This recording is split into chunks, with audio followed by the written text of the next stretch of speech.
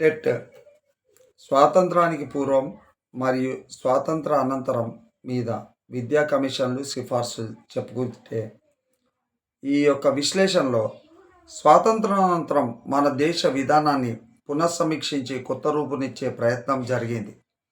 ప్రథమ ప్రధాని విద్యా విధానాన్ని పూర్తిగా సంస్కరించి భావితరాలకు విద్యను ఒక పెట్టుబడిగా గుర్తించాలని వక్కాణించారు. స్వతంత్ర భారత విద్యా లక్ష్యాలు: ప్రజాస్వామ్య దృక్పథంతో విద్య, అట్లాగే నూతన జీవన విధానానికి విద్య, ఆర్థిక స్వావలంబన కోసం విద్య, జాతీయ దృక్పథంగా విద్య.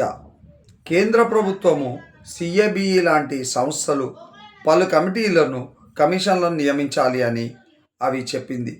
అవి ఒకటి విశ్వవిద్యాలయ కమిషన్ 1948, 1949లో వచ్చింది. 1948లో స్వాతంత్రానంతరం మొట్టమొదటిసారిగా విశ్వవిద్యాలయ విద్యను మెరుగుపరచడానికి సిఏబిఈ డాక్టర్ సర్వేపల్లి రాధాకృష్ణన్ గారి అధ్యక్షతన 10 మంది సభ్యులతో కూడిన విద్యా కమిషన్ను నియమించడం జరిగింది. విశ్వవిద్యాలయాలు సమాజపు మేధో కేంద్రాలుగా విలసిల్లాలని కమిషన్ అభిప్రాయపడింది. రాధాకృష్ణన్ కమిషన్ సూచనలు ఏం చేసిందంటే, ఉన్నత విద్యా లక్ష్యాలు దాంట్లో భారతదేశ నాగరికతను, సంస్కృతిని కాపాడడం, అభివృద్ధి చేయడం, అట్లాగే విద్యార్థులకు పౌరసత్వ శిక్షణ అందించడం, నైతిక విలువలను పెంపొందించడం, అంతర్జాతీయ అవగాహనను పెంపొందించడం, అట్లాగే విశ్వవిద్యాలయాల అధ్యాపకుల పని గంటలను, పని దినాలను, వేతన స్కేళ్లను, ఆర్థిక వనరులలో ఏకరూపతను తీసుకురావాలి. అదేవిధంగా ఇంకా అధ్యాపకులను 3 రకాలుగా వర్గీకరించాలని చెప్పింది. అది లెక్చరర్, రీడర్, ప్రొఫెసర్. అదేవిధంగా రాధాకృష్ణ కమిషన్ మాతృభాషలో విద్యాబోధన జరగాలని చెప్పారు. విశ్వవిద్యాలయాల్లో పరిశోధన చేసే వారికి ఆర్థిక సహాయం చేయాలని చెప్పారు. పరీక్షల నిర్వహణలో సంస్కరణలు తీసుకురావాలి. అట్లాగే యూనివర్సిటీల సమన్వయం కోసం యూజీసీని ఏర్పాటు చేయాలి. వ్యవసాయ విద్యకు ప్రాధాన్యత ఇవ్వాలి అని కూడా చెప్పడం జరిగింది. మహిళా కళాశాలను నెలకొల్పాలి. మాధ్యమిక విద్యా దశలో విద్యా ప్రమాణాలు పెంచాలి అని చెప్పారు. ఈ ఫలితాలు దీనివల్ల ఏమి జరిగిందంటే 1953లో యూజీసీ స్థాపించడం జరిగింది. 1956లో యూజీసీ స్వయం ప్రతిపత్తి పొందింది. రాష్ట్రంలో విశ్వవిద్యాలయాలన్నింటిలో తెలుగు భాష బోధన భాషగా రావడానికి కారణమైంది. అదేవిధంగా దాని తర్వాత వచ్చిన కమిషన్ బీజీ ఖేర్ కమిటీ 1951లో వచ్చింది. ఖేర్ కమిటీ ప్రాథమిక విద్య నిర్వహణలో రాష్ట్ర ప్రభుత్వాలు, స్థానిక ప్రభుత్వాల మధ్య ఉండాల్సిన సంబంధాలపై బీజీ ఖేర్ కమిటీ 23/10/1951న కొన్ని సిఫార్సులను చేసింది.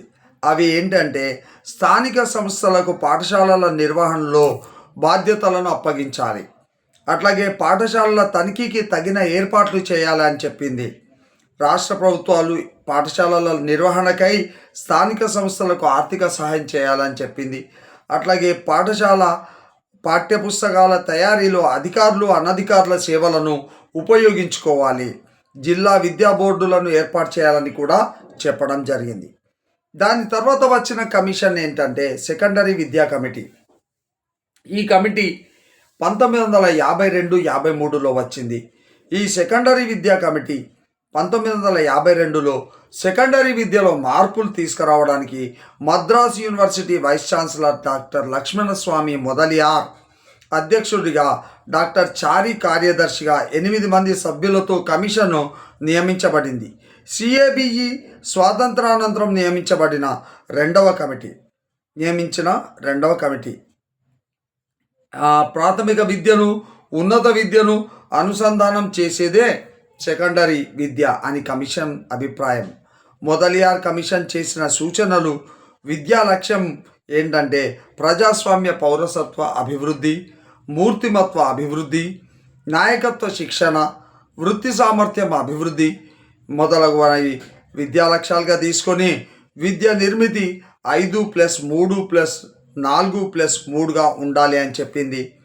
బోధన శాస్త్రీయ పద్ధతిలో జరగాలని చెప్పారు. హయ్యర్ సెకండరీ వరకు మాతృభాషలో బోధన జరగాలి అని చెప్పారు. అట్లాగే హిందీ భాషను తప్పనిసరి చేయాలి. బహుళత్వ సాధక పాఠశాలలు నెలకొల్పాలని చెప్పారు. కంపార్ట్మెంటల్ పరీక్షలు నిర్వహించాలి. సెకండరీ స్థాయిలోనే సాంకేతిక విద్యా బోధన ప్రారంభించాలి. 12వ తరగతి పూర్తయిన వారిని మెడికల్ ఇంజనీరింగ్ కోర్సులకు అర్హులుగా నిర్ణయించాలని చెప్పారు. ఉన్నత స్థాయి కమిటీ ద్వారా పాఠ్య గ్రంథాలను టెక్స్ట్ బుక్స్ కమిటీని రూపొందించాలి అని చెప్పారు. మూల్యాంకన రంగంలో సంస్కరణలను ప్రవేశపెట్టాలి. మాధ్యమిక స్థాయిలో ఒక పబ్లిక్ పరీక్ష ఉండాలి అని చెప్పారు. అట్లాగే బోధనలో ఆధునిక పద్ధతులు ఉపయోగించాలని సెకండరీ విద్యా కమిటీ చెప్పింది. శీల నిర్మాణానికి తగిన పాఠ్యాంశాలను ఎంపిక చేసి బోధించాలి అని కూడా సెకండరీ విద్యా కమిటీ చెప్పింది. ఫలితాలు ఏమిటంటే జాతీయ మూల్యాంకన సంస్థ ఏర్పడింది. జాతీయ విద్యా పరిశోధన శిక్షణ మండలి ఎన్సిఆర్టీ ఏర్పాటు జరిగింది. సాంఘిక శాస్త్రం నిర్బంధ పాఠ్యాంశంగా ప్రవేశపెట్టడం జరిగింది. మౌలిక విద్యపై మూల్యాంకన కమిటీ ఇది 1955-56లో వచ్చిన కమిటీ. భారత ప్రభుత్వ విద్యా మంత్రిత్వ శాఖ శ్రీ జి రామచంద్రన్ అధ్యక్షతన విద్యపై మూల్యాంకన కమిటీ నియమించింది. కమిటీ దేశమంతటికి విస్తృతంగా పర్యటించి మౌలిక విద్యాభివృద్ధి 7 ముఖ్యమైన సిఫార్సులను చేసింది. ఇది సిఏబిఈ యొక్క మౌలిక విద్యా స్టాండింగ్ కమిటీ సిఫార్సులు కేంద్ర ప్రభుత్వం ఆమోదించి అందరికీ తెలియపరచాలి. కేంద్ర స్థాయిలో మౌలిక విద్యపై ఒక పరిశోధనా సంస్థను స్థాపించాలి. మౌలిక విద్యలలో ఉన్న విద్యార్థుల అభ్యసన ప్రగతి మూల్యాంకనం కోసం ఒక కమిటీని నియమించాలి. రాష్ట్రాలు ఎలిమెంటరీ పాఠశాలను మౌలిక విద్యా సంస్థలుగా ప్రకటించాలి. ఎలిమెంటరీ విద్యా విధానం సంపూర్ణంగా మౌలిక విద్య ప్రాతిపదికగా నిర్వహించాలి. రాష్ట్ర ప్రభుత్వాలు ముడి సరుకు సరఫరా, యంత్ర సామాగ్రి బాగు చేసే పరికరాలు, తయారైన వస్తువుల అమ్మకాలకు తగిన ఏర్పాట్లు చేయాలి అని మౌలిక విద్యపై మూల్యాంకన కమిటీ చెప్పింది.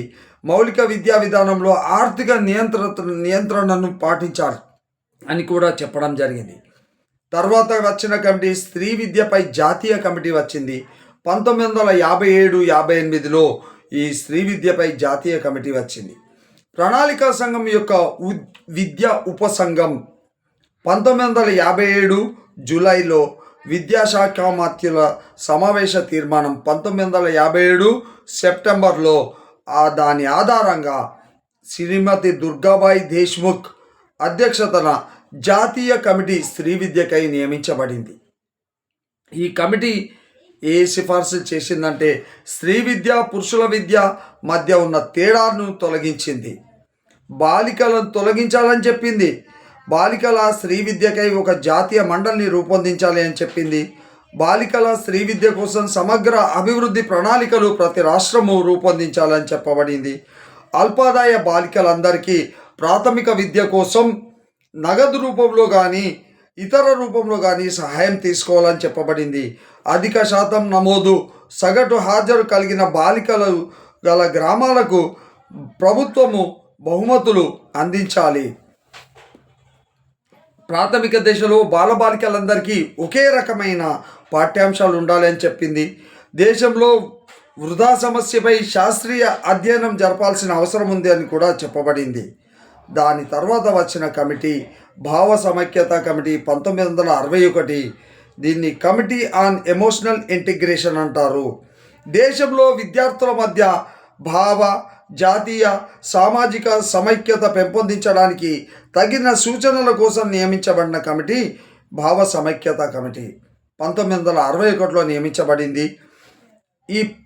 దీని యొక్క సలహాలు ఏంటి అంటే పాఠశాల, కళాశాలల పాఠ్యాంశాలు మత సంబంధం లేకుండా ఉండాలి. ప్రతిరోజు ఉదయం ప్రార్థన నిర్వహించాలి. విద్యార్థులతో సంవత్సరానికి 2 సార్లు దేశ ప్రజలకు తమ సేవ అంకితం చేస్తామని ప్రతిజ్ఞ చేయించాలి. ప్రాథమిక దశలో కథలు, పద్యాలు, జానపదము, సాంఘిక శాస్త్రము, జాతీయ గీతం, ఇతర జాతీయ పాటలు లాంటి వాటికి ప్రాముఖ్యం ఇవ్వాలి. భారతీయ విద్యా కమిషన్ తర్వాత వచ్చింది. ఈ భారతీయ విద్యా కమిషన్ 1964-66లో వచ్చింది. 1964 జూలై 14న విద్యాభివృద్ధికై సమగ్రమైన సూచనలు చేయడానికి ఆనాటి విద్యాశాఖ మంత్రి ఎంసి చాగ్లా దౌలత్ సింగ్ కొఠారి అధ్యక్షతన భారతీయ విద్యా కమిషన్ను కేంద్ర ప్రభుత్వము నియమించింది.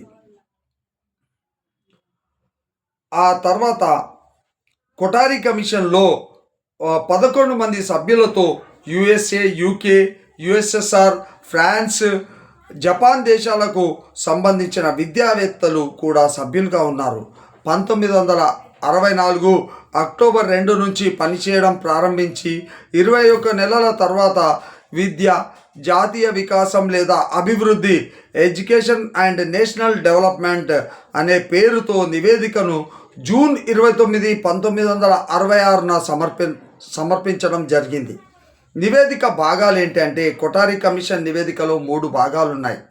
మొదటి భాగము 1 నుంచి 6 అధ్యాయాలు విద్య పునర్నిర్మాణ ప్రక్రియ, అట్లాగే సాధారణ అంశాల గురించి వివరణ. రెండో భాగంలో 7 నుంచి 14 అధ్యాయాలు ఉన్నాయి. ప్రాథమిక విద్య, సెకండరీ విద్య, బోధన ప్రక్రియ, పాఠ్యపుస్తకాలు, ఉపాధ్యాయులు, భౌతిక సౌకర్యాలు, మూల్యాంకనం వంటి అంశాల వివరణ. మూడో భాగంలో 18 నుంచి 19 అధ్యాయాలు ఉన్నాయి. విద్యా ప్రణాళిక, పరిపాలన, అధ్యాయాలు, నిర్వహణ మొదలైన అంశాల వివరణ చెప్పబడింది. కొఠారి కమిషన్ నివేదిక భారతదేశ గమ్యం తరగతి గదుల్లో రూపుదిద్దుకుంటుంది అనే వాక్యంతో మొదలవుతుంది. విద్య మార్పుకు సాధనమని, ఇది ప్రజల జీవన అవసరాలకు, ఆశయాలకు సంబంధించి ఉండాలని కొఠారి కమిషన్ సూచించింది. కొఠారి కమిషన్ సూచనలు ఏంటంటే విద్యా లక్ష్యం ఉత్పాదకతను పెంచడం, అట్లాగే ఆధునికీకరణను సాధించడం, జాతీయ సామాజిక సమగ్రతను నెలకొల్పడం, సాంఘిక, నైతిక, ఆధ్యాత్మిక విలువలు రూపొందించడం, అట్లాగే 10+2+3 విద్యా నమూనాను కూడా చెప్పడం జరిగింది. విద్యా సౌకర్యాలు, ప్రాథమిక విద్య 1 కిలోమీటర్ పరిధిలో ఉండాలని చెప్పారు. ప్రాథమికోన్నత విద్య 3 కిలోమీటర్ల పరిధిలో ఉండాలని చెప్పారు. ప్రాథమిక స్థాయిలో బాలికల విద్యను ప్రోత్సహించాలి, మహిళా ఉపాధ్యాయులను నియమించాలి, బాలికలకు వసతి గృహాలను ఏర్పాటు చేయాలి, మధ్యాహ్న భోజనము వసతి కల్పించాలి, ఉచితంగా పాఠ్యపుస్తకాలు అందించాలి, పూర్తి హాజరున్న వారికి ఉపకార వేతనం ఇవ్వాలి, ట్యూషన్ ఫీజు ప్రాథమిక స్థాయిలో విధించరాదు, భాషలో దిగువ స్థాయి, ప్రాథమిక స్థాయి మాతృభాషను, ప్రాంతీయ భాషను ఉపయోగించాలి, ఉన్నత ప్రాథమిక స్థాయిలో 2 భాషల బోధన చేయాలని చెప్పారు. కరికులం దిగువ స్థాయి, ప్రాథమిక స్థాయిలో గణితం, భాష, సైన్సు, సాంఘిక శాస్త్రం, సృజనాత్మకత, కృత్యాలు, పని అనుభవం, ఆరోగ్య విద్య చెప్పాలి. ఎగువ ప్రాథమిక స్థాయిలో 2 భాషలు, మాతృభాష, ప్రాంతీయ భాష లేదా హిందీ, ఇంగ్లీషు, గణితము, సైన్సు, సాంఘిక శాస్త్రము, కళలు, పని అనుభవము, వ్యాయామ విద్య, నీతి విద్యా విలువలు మొత్తము చెప్పాలని చెప్పడం జరిగింది. సామాన్య పాఠశాల వ్యవస్థను ఏర్పాటు చేయాలని చెప్పారు. పని అనుభవాన్ని ప్రవేశపెట్టాలి. వారానికి 3 గంటలు కనీసము పని అనుభవం పెట్టాలని చెప్పడం జరిగింది. ప్రాథమిక విద్యను నిర్బంధం చేయాలి. అపవ్యయము, నిలుపుదలను తగ్గిస్తూ ఉత్తమ బోధన జరగాలి అని చెప్పారు. అనియత విద్యా కేంద్రాలను స్థాపించి బడి మానేసిన వారిని అందులో చేర్పించాలి అని చెప్పడం జరిగింది. అన్ని విద్యా దశల్లో ఎన్ఎస్ఎస్, ఎన్సిసి అంతర్భాగంగా ఉండాలి అని చెప్పడం జరిగింది. ఉపాధ్యాయ విద్య, దీంట్లో ఎలిమెంటరీ ఉపాధ్యాయ శిక్షణ 2 సంవత్సరాలు ఉండాలి. ఉపాధ్యాయ శిక్షణ సంస్థలు 230 పని దినాలు పనిచేయాలి. ఉపాధ్యాయ శిక్షణ సంస్థల్లో ట్యూషన్ ఫీజు లేకుండా ఉచిత ప్రవేశం ఉండాలి. అభ్యుదయ అధ్యయనం కలిగిన కేంద్రాలు, ఐఏఎస్సీలను ప్రారంభించాలి. ఉపాధ్యాయుల వేతనాలు పెంచాలి. అది ₹150 నుండి ₹1600 వరకు పెంచాలని చెప్పడం జరిగింది. తర్వాత జాతీయ విద్యా విధానం వచ్చింది 1968. ఈ జాతీయ విద్యా విధానము 1964-66లో కొఠారి కమిషన్ పేర్కొన్న 1900 సూచనలను 1968 సంవత్సరంలో తొలి జాతీయ విద్యా విధానంగా రూపొందించారు. 1967లో భారత ప్రభుత్వము వివిధ రాజకీయ పార్టీలకు చెందిన పార్లమెంట్ సభ్యులతో నియమించిన కమిటీ సూచనలతో జాతీయ విద్యా విధానాన్ని 1968లో కేంద్ర ప్రభుత్వము తయారు చేసింది.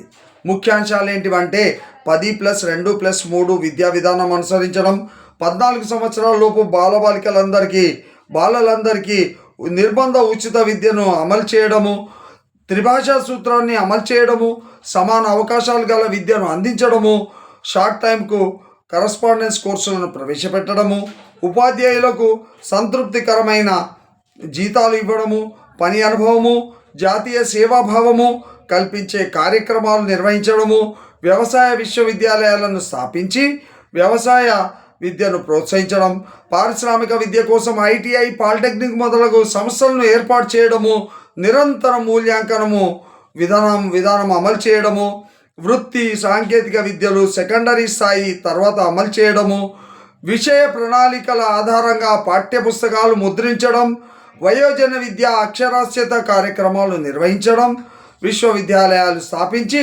శాస్త్రీయ పరిశోధనలను ప్రోత్సహించడం, పాఠశాల స్థాయి నుంచి క్రీడలను ప్రారంభించడం, జాతీయ ఆదాయంలో విద్యకు 6% నిధులు కేటాయించాలి అని చెప్పడం జరిగింది. ఈరోజు జాతీయ విద్యా విధానం 1968 వరకు మనం చెప్పుకున్నాము. మిగతా కమిటీల గురించి నెక్స్ట్ క్లాస్లో చెప్పుకోవడం జరుగుతుంది. ఈరోజు క్లాస్ ఇంతటితో సమాప్తం. Thank you very much.